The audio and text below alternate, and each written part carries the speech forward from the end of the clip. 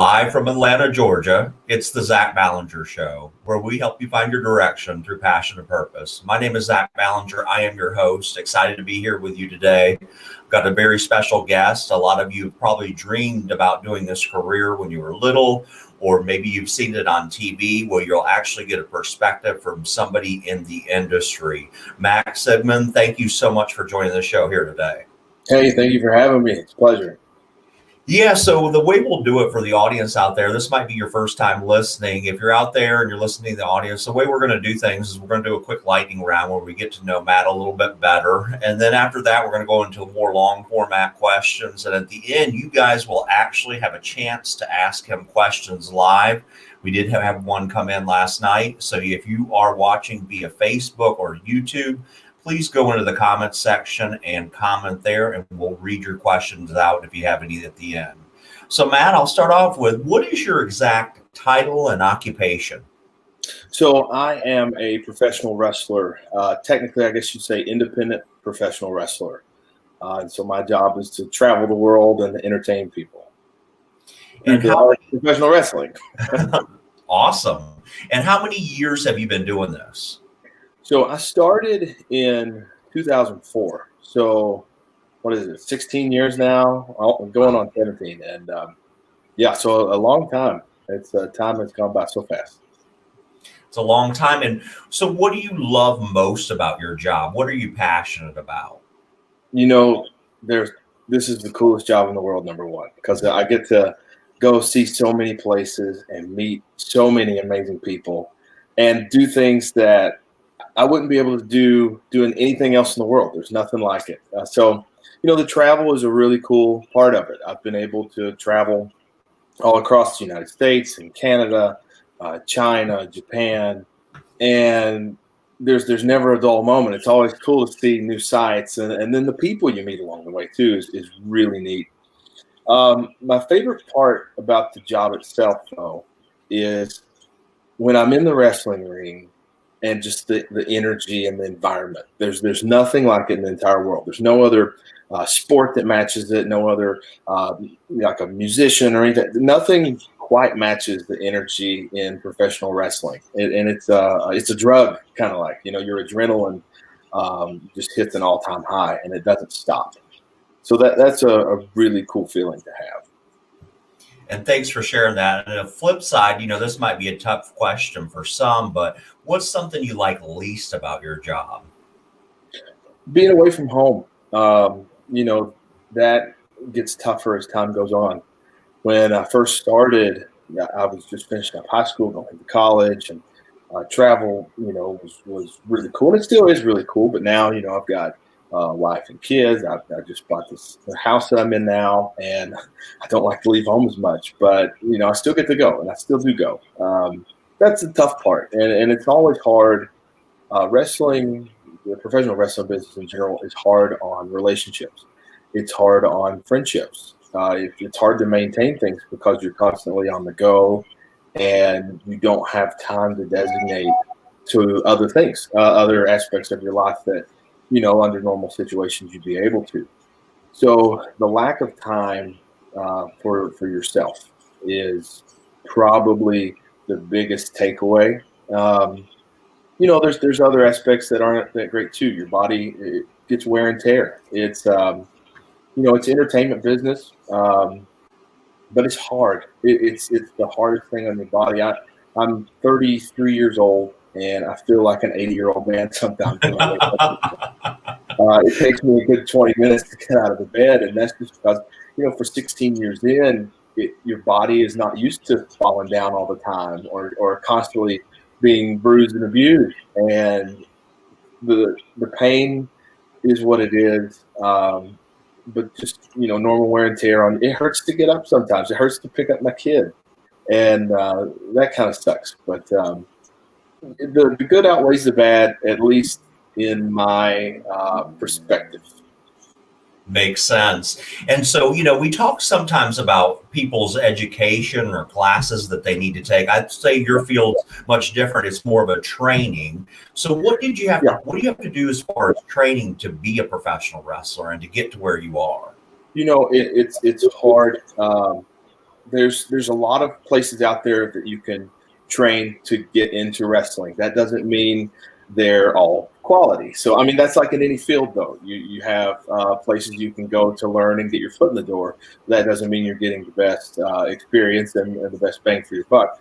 There are selective wrestling schools and wrestling trainers out there that really know the craft, that can teach you the right way to go about it and help you get your foot in the door and learn the proper way it needs to be done, and to make the most of it. And the good teachers, the good schools can get your foot in the door at better companies and in front of better people with influence at places and things like that too. So you always want to hit up a good school and do research, because so many people will be out there and just take your money and not give you anything worth the value, So you got to do a lot of research. And, for me, when I was just starting out, I sat and I did research. I was finishing up high school, and I was like, I want to give this a try. I think this would be a really cool experience, better than a desk job.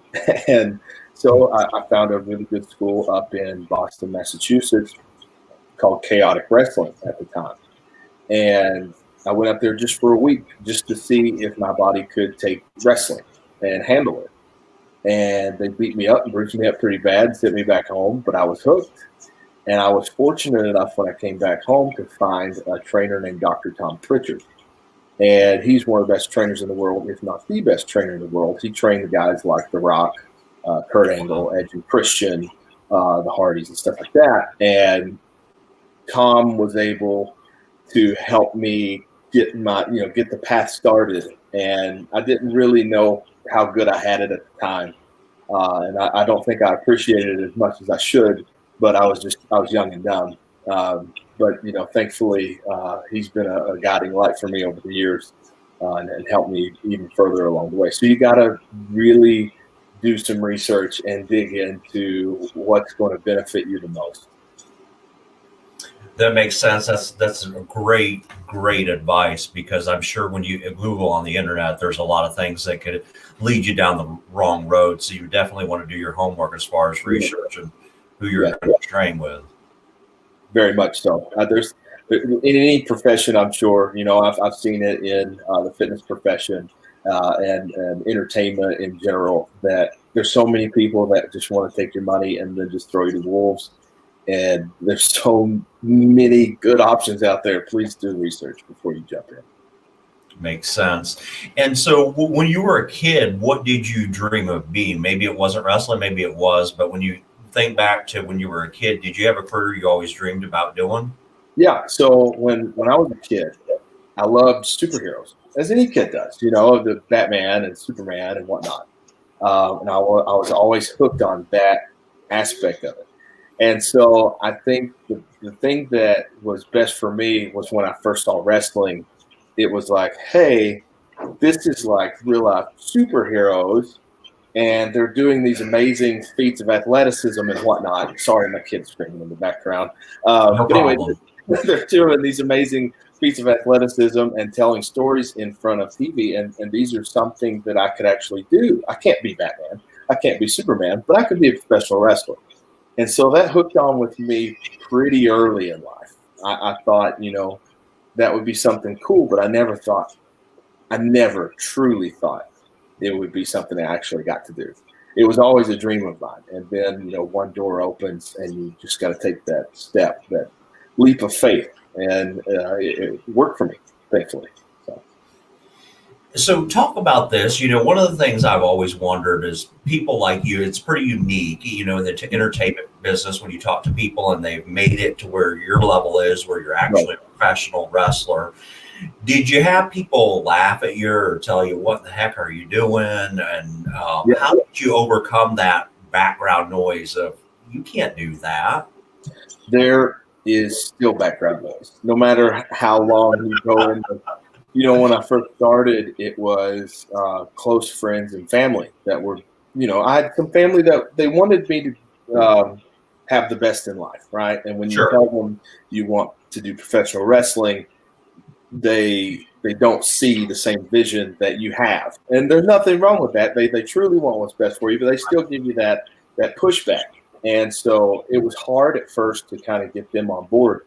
But I still did. I went to college. I still graduated and put my time in with school and whatnot. And I had other jobs and things like that to kind of support along the way. But like, you got to just keep grinding. You can't let people.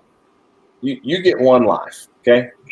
And at the end of the day, life is about what you get out. I mean, what you get out of it, And I don't want to be the person who is, 70 years old, 80 years old, sitting in bed going, I wish that I would have done something with that, or I wish I would have at least tried or given it my best shot or done whatever it took to make it happen. I wanted to do it. And there's constant feedback. There's constant blowback from, friends, fans, family, colleagues, maybe even people in companies and places I want to be that give me a hard time about how I'm going about things or how I'm doing things. And so, you got to take it for what it is, and you got to kind of weed out the haters and just keep pushing forward. And, some of those people that are critiquing you hard or not seeing eye to eye with you, you can learn something from that too. You can maybe adapt and improve, and try to get them on board maybe. But at the end of the day, it's your ship. You got to keep going forward and do what's best for you in your mind. So you can't let everybody else bring you down. Surround yourself with people that's going to lift you up. Don't worry about haters. And that's not just in wrestling. That's in anything.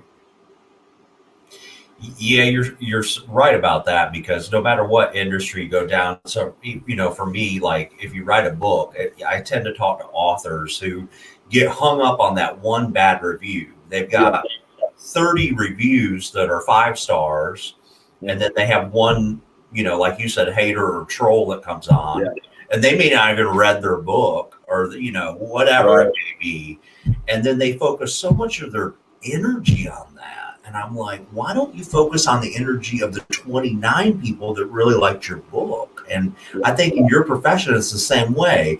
You probably have a lot of people in your corner that support you because they know you're good at wrestling, but I'm sure you have other people like, Matt, why don't you do this? Or, look what you're doing to your body. Why don't you do this? You got family and people that are concerned for your health and well-being. So they'll give you the flack there. Then you have fans and colleagues. This is a cutthroat kind of business too, because there's only so many spots available at each place that you're trying to reach. So if I'm aiming to get to WWE or AEW or New Japan Pro Wrestling or something, there's only so many spots available to have. And those people don't want to lose their job. Those people don't want to, give up that spot that they're in. And so you get pressure from them too. They try to keep, protective of their role. So you just got to keep going and got to just grind through. And some days are tough. And some days you're sitting there on Twitter or Instagram and you're using the block button or the unfollow, or you're trying to just filter out some of this negativity. And especially this year, 2020 is bringing out so many obstacles for people. And we're going through a crazy time and people are on edge. And so many people are sitting at home and they have all this negativity around them. And so they tend to push more of it out into the world too. So it's hard, but you got to just keep grinding. You got to look at some of the positive influences out there and, put your foot down and go. Makes sense. And, for career development, I think in any career that you do, there's a certain component of that. If you're not developing your career, you're dying in your career. So I'm even sure with you have goals. So what is your career development goal? Would you like to be in a different league, or do you have a vision of something else? Or and the cool thing, and this applies to so many aspects of my life outside of wrestling too, but I adapt quite frequently I change up my goals. I still want to reach certain things. I want to be. My main goal is to provide for my family. That at the end of the day, I want to provide for my family, make sure my daughter has a good life. That's goal number one. And how I get there, or how I make that happen, whatever works is fine by me. Whether that be if I got with WWE, or if I, one of the smaller companies that can still pay me fairly and put food on my table and give my daughter a good life, then that too, whatever works. At the independent level right now, I travel around the world and we just kind of go for whoever's going to be paying the most that day, or treat us the best, whatever I can make out of it, and look at long-term health with each place too. So it's just kind of whatever's going to make my life as comfortable and easy as possible. And that can change frequently too, because we've had plans for this year. There was tours to Japan, and a trip up to Canada of mine that got canceled because border control and things like that right now are just crazy. So you got to be adaptable, and you got to be adaptable with your goals. Things change. We get older and whatnot. But aim high, shoot for the moon. I've seen so many cool opportunities happen just because people shoot for the moon and ask questions. You got to communicate and really put yourself out there, and good things can happen. But aim high. There's nothing is impossible in this world. I've seen too many cool examples of great things happening to people, including myself. There's so many things that just by asking simple questions, I've been able to make magic happen. So, yeah, aim high with your goals. And my goals are still, I want to be on TV every week. I want to be making 6 figures, 7 figures a year with wrestling and whatnot. Sure. So, you just got to keep grinding too, though. And you got to be, you have to invest in yourself too, because you can't just have the goals and, say, I'm going to be positive about them. You got to put the groundwork in too. So, we're always trying to further our education, learn from other wrestlers and other trainers, and, try to improve our craft. And we're constantly trying to, train and get our bodies in the best shape as possible, which is hard during COVID quarantine and all that. Quarantine 15 and all whatever they're saying. And all the negativity in the world. It can affect your daily life with training and everything else too. So there's constant battles you got to fight to overcome, but you got to push through, invest in yourself, keep that chin up, and just try to learn something new every day, and then you can reach those high goals. Yeah, thanks for sharing that. We talked a little while back, and I wanted to ask you this question pre-COVID. So think back to before COVID happened. What was life like back then? Do you remember? Yeah, it's been a while. Been about 10 years. But think back to that time. I don't think people realize the sacrifice. So talk about what your typical day looked like when you were on the road. When you were traveling in these hotels. And walk us through that. When I was just a few years in, and I was still trying to do everything I could to expand my exposure and learn and become a good wrestler and get my name out there a bit. I was traveling 6 days a week. Now, at the same time, I was in college. I had a long-term relationship.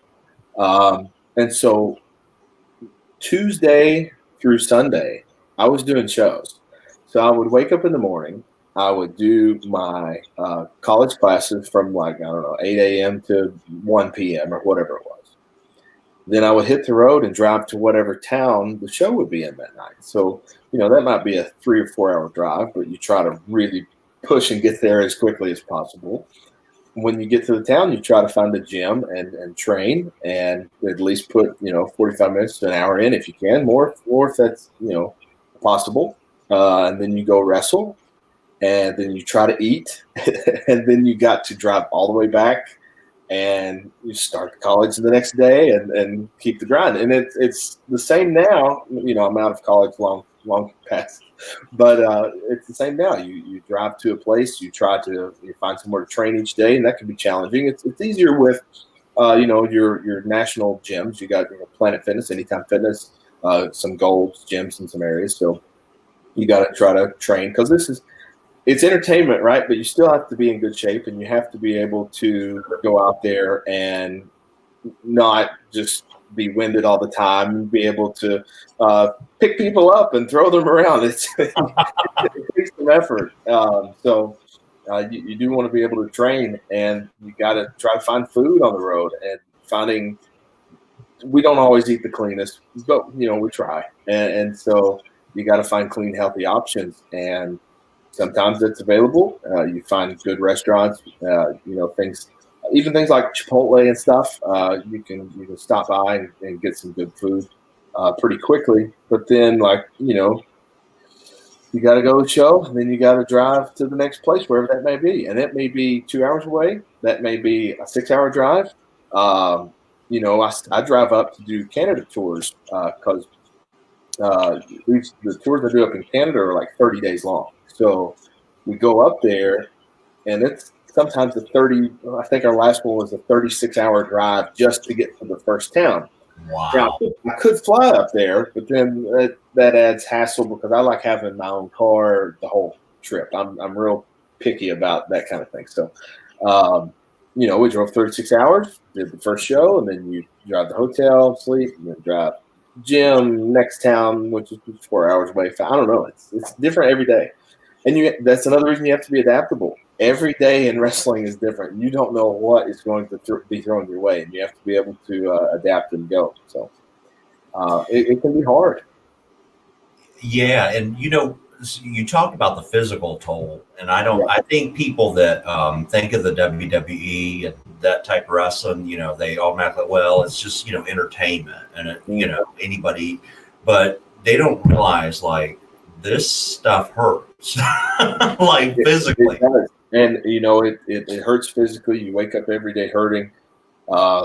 Even when you're in tip-top shape, there's always something that's still kind of, your neck is tight, or shoulders are a little sore, your knees, my knees are cracking all the time when I'm trying to walk up steps or whatever. And it takes a mental toll too on you. Like I said, it's hard on relationships and friendships and things when you're gone all the time. And that can be rough as well. And when you're traveling and just seeing hotel rooms a lot, and you're eating the same thing it's Groundhog Day a lot of the time. You don't even remember some of the towns you've been in or some of the people you've wrestled, just because it's a constant repetition, and that can take a mental toll too on you. So you have to kind of pull back and keep yourself in check from time to time, and keep those people around you that check in on you, make sure everything's going good. So it's a grind, and it's not. Hey, even with WWE and stuff, those guys have it pretty hard. I mean, with the schedule, and it's easier right now with COVID. But when things are full force and you have that full traveling schedule going, it's a tough job. Yeah, I think you described it perfectly, how much sacrifice you put into it. Now, think about it. You've been doing it, I think you said since 2006, right? 2004. Okay. Yeah. So since 2004, you've had this career. Can you think back of a time you had to face adversity where that moment you might have thought, wow, is this really, the direction I want to go? Any adversity that you can think of, that whether it be an injury or like an epiphany or anything like that that happened during your life?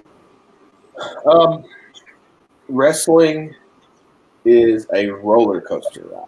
So an emotional roller coaster ride. You will have these moments where you're working up, and then there's a carrot dangling like right above your head, and you work up that roller coaster, and you just about reach what you think is going to be an awesome moment. And then wrestling has this way of just pulling the rug out, and then you hit that downward slope for that crazy drop. But there's been so many moments, man. There was one time I was under contract. I had put pen to paper to go wrestle in China for a year. We were supposed to move to Macau, China. and we're going to be wrestling a daily show there. Like so, Macau's like their Vegas, and they have casinos and whatnot. So we were going to be doing like a daily show, or it might have been multiple shows each day. But there was a whole crew of us under contract. We were already getting paid, sitting at home. So I was in college at the time, finishing up, but I dropped out of college, broke up with my girlfriend, took out credit cards to grab, things we needed for the trip. We were already getting paid, and I thought I was going. So I thought I was going to be living in China for at least a year, and got our visas and everything worked out. And then something happened with the place we were supposed to be wrestling. It was political red tape, but it canceled everything, and it all dropped. And so then I'm sitting there like, wow, what did I do? How did I get myself in this position? And so you got to pick up the pieces. And thankfully, I was able to. But some of those guys had it rough. And there's always moments like that. There's been moments where I've done, training camps that are a week or 2 weeks long, and there'll be scouts there from, WWE or big companies, whatnot. And there's been, 2 or 3 instances where I've done one of those camps, and then at the end of the week, an agent comes up, and specifically one I don't know, a few years ago, like 7 or 8 years ago, something like that. The guy had a big bunch of papers on the left side of this table, and there was a huge stack, and he said, "Do you know what this stack is?" "No, sir, I do not." He's like, "Well, this is the stack of guys that tried really hard but are not going to get an opportunity with this company at the time." And I was like, "Oh, okay, yes, sir." He said, "Do you see this stack on the right side?" And it was a probably 3 or 4 pages. Right. And he's like, "These are the 3 guys or 4 guys, whatever it was at the time, that are going to be having jobs and contracts as soon as I get back to the office." Wow. I'm like, "Oh, that's great. Yes." And he goes, "Which one are you in?" I said, "I don't know. You tell me." And then he's like, "You're on the short stack." "Oh, yes. Thank you, sir." "Yeah, pleasure." And so, then you get on the phone, and you're calling people and texting and family and whatnot, saying, "I think I've got a job. I think I've got this cool career opportunity." And then just nothing ever comes of it. It falls through. And so there's always those moments, and they're tough to go through. And entertainment has them a lot. Wrestling has them a lot. Any kind of career, there's always going to be something you think you're about to knock out of the park.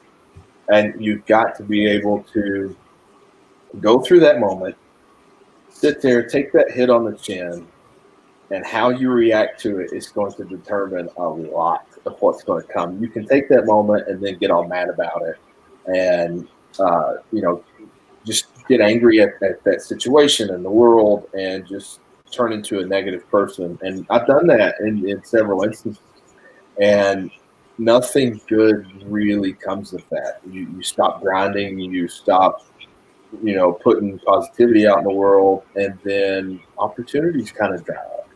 Or you can adapt and say, "All right, that did not work out, but I'm on that radar. They know who I am. Here's what I learned from this situation. Here's how I can get better." And then you go back to the drawing board and start grinding again. And it's hard. And even today, after I've learned all these lessons, there's still moments like that come by, and they hit you, and you're like, "Is this still worth it? Is it still worth going through all this just to get back to situations like this from time to time?" You sit there for a day, and then you get that mindset going that, yeah, it's still worth it. We got to put 16 years in. Why stop now? And you got to just keep going. So it can be tough, but I'm glad. Well, thanks for sharing that. I really appreciate it. I agree. I think any career, you're going to have bumps and bruises along the road. I think every successful person has had that. So thank you for sharing your experience today. I did have a question come in. Yeah. And so I think you kind of talked about this, but I'll go ahead and be fair to the audience and ask. I want to be in the WWE one day. How do I go about doing that? Yeah. So it's like I said at the beginning, you want to get in the business as best as possible. So you want to find a good school. There's plenty out there that are reputable and that are solid. Dr. Tom Pritchard, who I mentioned earlier, he's got an academy here in Knoxville called the JPWA that he's opened with Glenn Jacobs, who wrestled in the WWE as Kane. Ohio Valley Wrestling up in Louisville is run by Al Snow. It's very solid. There's some really good options out there and really good trainers. You just got to do your research and dig in. And then as far as getting to WWE, I mean, it's entertainment and it is, there's no guaranteed path, right? So there are ways you can definitely not make it there, but you gotta keep grinding and you gotta find out good ways of getting in front of the right people, and you got to make the most of those opportunities. And a lot of it is right place, right time, and then taking those opportunities and really trying to knock it out of the park and see if you can get some eyes on you and get some talks going. But you just got to work hard, and you really got to. Good advice would be to show respect for those who came before you and paved the way, and learn from what they were able to do and push in the business, and then try to apply that and add your own flavor to it and go from there. And WWE is not the end of the world. There are many companies out there that can still provide you good money, can still give you the ability to travel, sometimes even get you around the world, and you still be home more often than with the WWE schedule. So there's ups and downs to there's pros and cons, ups and downs to every company, but WWE is still the top, and that's where at the end of the day, everybody at least wants to be there for a cup of coffee at least once. And so I think that is still a goal. But yeah, you just got to grind and try to make the most out of each day, and try to do something each day that's going to advance your career and kind of build you up in some way, shape, or form. Don't let a day go by where you don't send out a message or get some training in or study a tape or, pick the brain of somebody else in wrestling. Make a phone call. Do something. That'd be good. Great advice. Great advice. So, Matt, thank you so much for joining the show. I think this is really interesting. It's going to be a fascinating show with lots of people viewing it. Thank you for your time. We really appreciate it. Guys out there, thank you guys for joining, and have a great day. Till next time. Take care. Bye-bye.